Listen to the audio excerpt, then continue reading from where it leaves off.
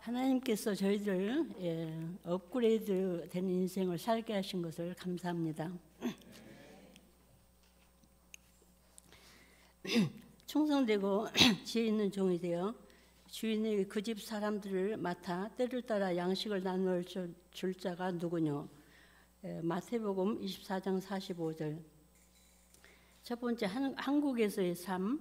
저는 1952년 광주에서 6남 3녀 중 6째 딸로 태어났습니다. 아버지는 농부였고 어머니는 전업주부였습니다. 부모님은 자녀들에게 최상의 교육을 베풀기 위해서 열심히 일하셨습니다. 그래서 우리는 집안일을 많이 도와야 했습니다. 저는 저희 대가족을 좋아하지 않았고 저희 집이 주말에 나가서 함께 즐길 수 있는 작은 소가족이었으면 좋겠다고 생각했습니다. 저는 귀족 출신이었음에도 불구하고 전쟁에서 부상당한 군인들을 헌신적으로 간호한 나이팅게일처럼 살고 싶었습니다. 그래서 전남대학교 간호학과에 지원했습니다.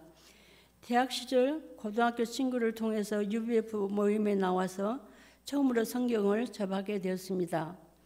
암울하고 가난했던 이 시절 성경학교에서 창세기 1장 31절을 통해서 제가 아주 잘 창조되었다는 것을 배웠습니다.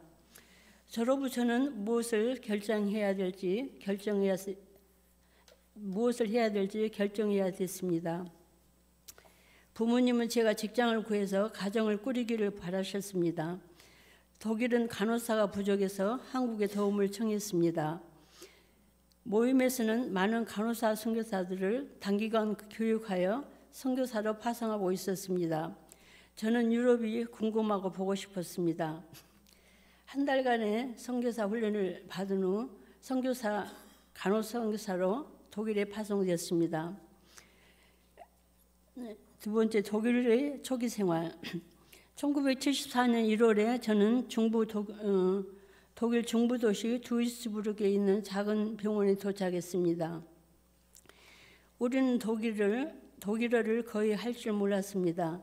물론 병원은 일주일에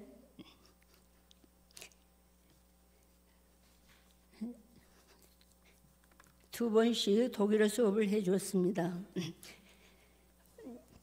언어 문제 때문에 우리는 천한 일부터 시작해야 했습니다. 그 결과 많은 사람들이 스트레스와 이경련을 겪었습니다. 파송되었을 때 저는 창세기 강의안과 성경을 가지고 왔습니다. 퇴근 후에 성경을 깊이 읽기 시작하였습니다. 이를 통해서 직장에서 받았던 모든 스트레스를 풀고 배터리를 충전할 수 있었습니다. 창세기 강의안의 도움으로 많은 것을 배웠고 다른 사람과 성경 공부할 때 사용할 수 있도록 모든 것을 꼼꼼히 기록하였습니다. 몇몇 사람을 성경 공부에 초대했습니다. 1974년 스위스의 제비스에서 사람들의 빛이라는 주제로 국제 여름 수상회가 열렸습니다. 저는 여기서 요한복음 1장 4절과 4장 24절을 통해서 예수님을 저의 생명의 구주로 받아들였고 예수님이 저의 진정한 예배의 대상임을 받아들였습니다. 저는 전체가 기도하는 시간에 저의 삶을 주님께 맡겼습니다. 세 번째, 학생복음 역사에 참여하면서 1977년 고 사무엘 선교사님은 우리에게 캠퍼스 선교 방향을 주셨습니다. 그때까지 우리 한국 간호사들은 주말에 다른 병원들을 방문하고 한국 간호사들과 함께 성경 공부하는 등 간호사 중심으로 섬겼습니다. 저희는 캠퍼스 선교를 위해 켈른으로 이사를 했습니다. 처음 이아브람 선교사님이 아파트에서 예배를 드리기 시작했습니다. 이웃들의 고발 때문에 우리는 먼저 대학병원에 있는 기도실을 빌려 예배를 드렸고 그 다음에는 지하실에 있는 큰 방을 빌려 학생들을 초대했습니다. 그러던 중 독일어학을 공부하는 지그리드 마쿠이탄이라는 여학생이 왔는데 그녀는 정오까지 잠을 자고 정오해야 대학에 나오기 때문에 공부를 감당할 수 없었습니다. 한마리아 선교사는 그를 초대하여 함께 선교 공부를 했습니다. 시간이 흐르면서 그녀는 크게 변화되었고 학업도 마쳤으며 선교사로 미국에 파송되었습니다. 저 자신도 신학생인 아킴 형제와 에바 자매 그리고 베라 자매를 성경 공부에 초청할 수 있었습니다. 베라 자매는 신자가 되었고 나중에 기독교 출판사에서 일하게 되었습니다. 어느 날 저는 그레이스 선교사님과 대학에 가서 학생들을 초대했습니다. 저는 일용할 양식에 나오는 출애굽기 말씀을 한 학생에게 읽어주고 성경 공부에 초대했습니다. 그는 성경을 공부하기 위해서 왔습니다. 나중에 그는 언제까지 내 백성을 떠나보내기를 주저하겠느냐 하시는 하나님의 말씀이 자신을 찔렀다고 고백했습니다. 저는 하나님의 말씀 자체가 역사하다는 것을 배웠습니다. 크누트 로모저 형제는 법대생입니다. 그는 정기적으로 성경 공부에 왔지만 행사나 시향회가 있을 때는 항상 자기 일이 있었습니다. 성경 공부 시간을 위해서 모든 것을 준비하고 돈으로 케이크를 샀는데 그는 올 수 없다고 전화를 걸어왔습니다. 이것은 몇 년 동안 계속되었습니다. 그 일로 몹시 실망스러웠지만 그의 영혼을 생각하면 포기할 수 없었습니다. 하나님은 창세기 성경학교에서 하나님의 절대적인 의지로 그를 인도하셨습니다. 그는 가장 친한 친구에게 그가 성경 공부를 하고 있다고 말했고 그러나 친구는 자기 모르게 한 그의 행동 때문에 교제를 끊어버렸습니다. 결국 그는 성경학교에 와서 창세기 3장 9절 하반절 아담아 너는 어디 있느냐라는 말씀을 받고 하나님을 믿는 믿음으로 나왔습니다. 그때까지 그는 친구와 놀고 있었기 때문에 공부를 마칠 수 없었고 그만두고 싶어 했습니다. 하지만 하나님을 만난 후 캠퍼스 선교를 받아들이고 학업을 계속하여 졸업했습니다. 그는 현재 경희문 UVF에서 파송되신 안신옥 선교사님과 믿음의 가정을 이루고 프랑크푸르트 UVF의 책임 목자로 섬기고 있습니다. 하나님께서는 또한 저에게 풍성한 복을 주셨고 이 요한네스 선교사님과 함께 믿음의 가정을 이루고 그레이스와 조이라는 두 딸을 주셨는데 이 딸 역시 믿는 가정을 이루고 하나님을 섬기고 있습니다. 또한 3명의 손자와 3명의 소녀를 주셨습니다. 네 번째, 개인적인 하나님과의 만남. 간혼 생활의 실증을 느끼고 있을 때 지인으로부터 세탁소를 맡아달라는 제안을 받았습니다. 그녀는 높은 매상 등에 대해서 많은 이야기를 했습니다.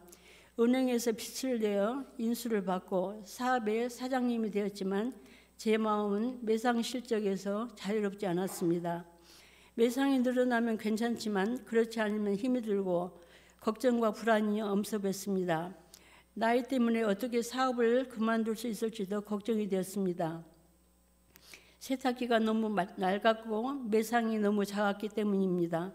사업이 아직 운영되고 있는 동안 세탁기를 한 개씩 판매하는 것도 문제였기 때문에 이 사업을 전부 계승하고 싶은 후계자를 찾아야 했습니다. 광고를 보고 찾아온 많은 사람들이 기계가 너무 낡았고 매상이 너무 낮다고 떠났습니다. 또는 일부는 너무 적은 인수비용을 지불하기를 원했습니다. 이 상황에서 아무도 나를 도울 수 없었습니다. 저는 마가복음 11장 23절과 24절을 읽고 기도했습니다. 내가 진실로 너희에게 이르노니 누구든지 이 산들어 들려 바다에 던지려 하며 그 말하는 것이 이룰 줄 믿고 마음에 의심치 아니하면 그대로 되리라. 그러므로 내가 너희에게 말하노니 무엇이든지 기도하고 구하는 것은 받는 줄로 믿으라. 그리하면 너희에게 그대로 되리라. 주님, 이 말씀을 믿을게 도와주십시오. 주님의 말씀이 오늘도 적용되고 있다는 것을 알게 해주십시오. 그러면 학생들에게 말씀이 진리인 것을 확신을 가지고 계속해서 가르치겠습니다. 거의 2년 후 하나님 매상과 기계 상태 없이 이 세탁 사업을 물려받기 원하는 한 부부를 보내주셨습니다. 그들은 오랫동안 이것을 계획해 왔다고 했습니다. 저는 인수금으로 남은 빚을 갚을 수 있었고 평화롭게 사업을 마무리할 수 있었습니다. 계약서가 실제로 체결됐을 때 저는 하나님께 대한 두려움으로 떨었습니다. 그 순간 저는 하나님의 율법을 무시하고 저의 생각대로 산 죄임을 깨닫게 됐습니다. 그러나 하나님은 저의 모든 죄를 사하시고 저를 완전히 자유롭게 하셨습니다. 지금까지 가슴 깊이 무엇인가 저를 얽매이고 있던 죄의 쇠사슬이 끊어졌습니다. 저는 온 마음을 다해서 하나님께 감사와 찬양을 드릴 수 있었습니다. 하나님께서는 독일에서 저를 신실하게 동반하시고 만나주셨습니다. 제 눈을 열어주시고 그분을 알게 하셨습니다. 이것은 저에게 가장 큰 축복이었습니다. 앞으로의 기도 제목입니다. 마태복음 24장 45절은 제가 바쁜 일상생활을 보낼 때 하나님께서 주신 말씀입니다. 역사의 세대 교체가 이루어지고 저는 무엇을 할 수 있을까 생각할 때 하나님께서 제게 말씀하셨습니다. 왜 할 일이 없다고 생각하느냐? 주변에 너의 도움이 필요한 사람들을 둘러보아라. 미래 세대들, 손자들, 학생들, 병자들을 위한 기도 등 해야 할 일이 참으로 많았습니다. 정말 적절한 때에 그들에게 영적인 양식을 주는 자가 되기를 기도합니다. 두려움과 소심함으로 아무것도 할 수 없는 자를 치유하시고 쓰시는 하나님께 감사드리며 영광을 돌립니다.